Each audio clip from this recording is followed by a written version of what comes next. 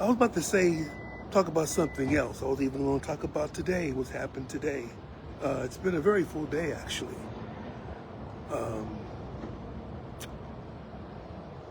And the Lord's given me strength, even though I'm going against doctor's wishes,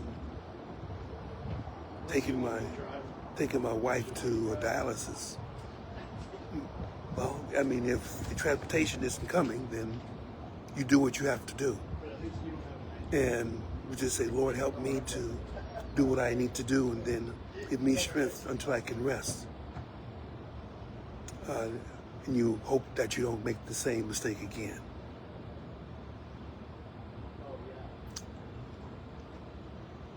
But the Lord has put into my mind something to speak about. And it's mainly this particular phrase: for such a time as this. And I believe that phrase came in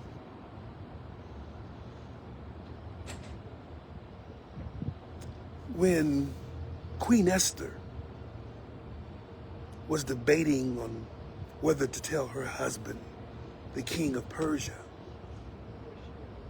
Because the problem was that whatever request was given, unless you had favor in the eyes of the king of Persia, if you came in his presence without having that favor, you were to be swiftly executed, no matter who you are, even if you were the queen, his wife.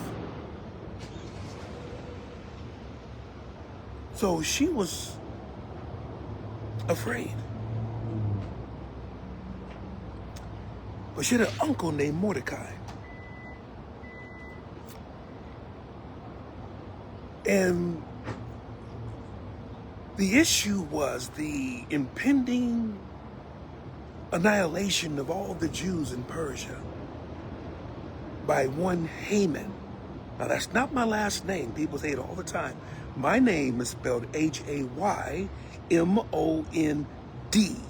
whereas the biblical Haman is Haman.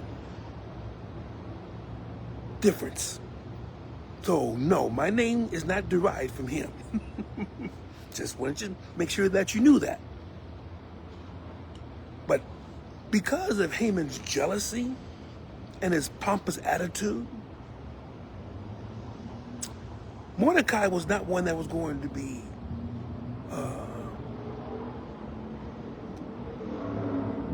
hate to say step and fetch it, but something like that. He wasn't going to be someone who was going to bow down to anyone if he truly believed what he had in his heart.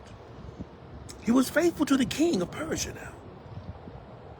But he was not going to suffer to bow down to those who felt that they had, what do you call it?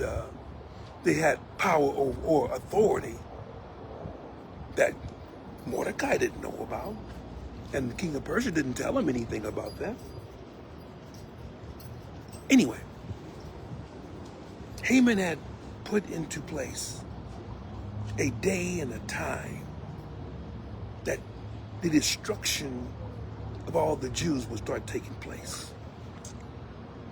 And Mordecai came to tell the queen to present herself to her husband, the king of Persia. And while she was afraid to go into the presence of the king, because she knew full well that this could mean death, which would have meant that her request, not only would she die, but all of her people would die as well. But Mordecai said, regardless of what happens, the Lord's going to raise someone up. And if it's not you, it's going to be someone else. However, you right now are the one that's being chosen by God to bring forth the salvation of your people. And he said, for how do you know that God did not put you in this position for such a time as this? So things I want to ask you,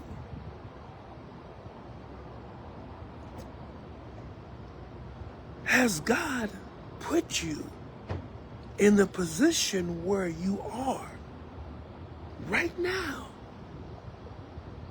for such a time as this? Maybe it's to be an example to your relatives of the power of God in you. Maybe it's to work quietly and let people admire what you've done, and then actually start creating an atmosphere on your job of competency and professionalism with kindness. How do you know that you weren't put in that position to help the pastor to alleviate the concern he has in a particular area that's been bothering him all this time, and now you have the opportunity to take it off of his hands and to carry it forth yourself, of course, under the pastor's direction, but he doesn't have to deal with all the details of it. How do you know that God did not raise you up for such a time as this? I'm beginning to learn in my own life now of everything that I'm doing, even these particular posts. And maybe someone else would be doing it. Maybe millions of people are doing this already. Some are taking their time and they are making these posts, these reels, these sessions.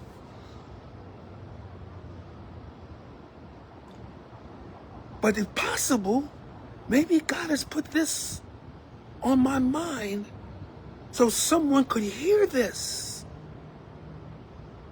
and receive encouragement, receive strength, become pointed towards salvation and love, and a change in their direction. Because Lord has appointed me for such a time as this.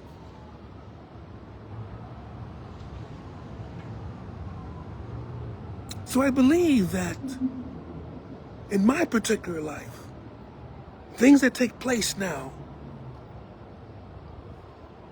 both the things that are physical as well as the things that are spiritual,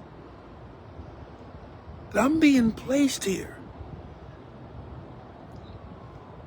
not to hog up all the credit, not to push myself as some wonderful teacher or some fantastic person. No.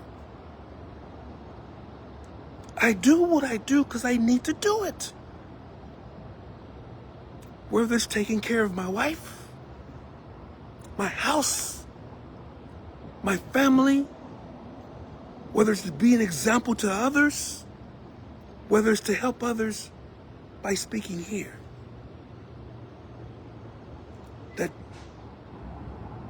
I am starting to believe that the Lord has raised me up for such a time as this. This is not a boast. This is not my ego running over time. It is an acknowledgement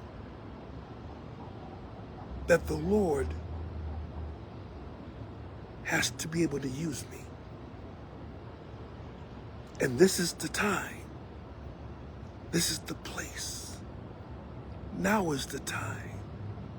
Now is the place. So sometimes if you are doing something, give your chance the time to think about it.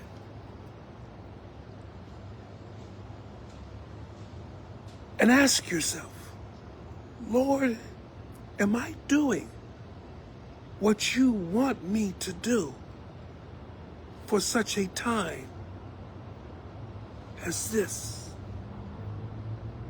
And then we can begin to encourage one another to keep what you're doing.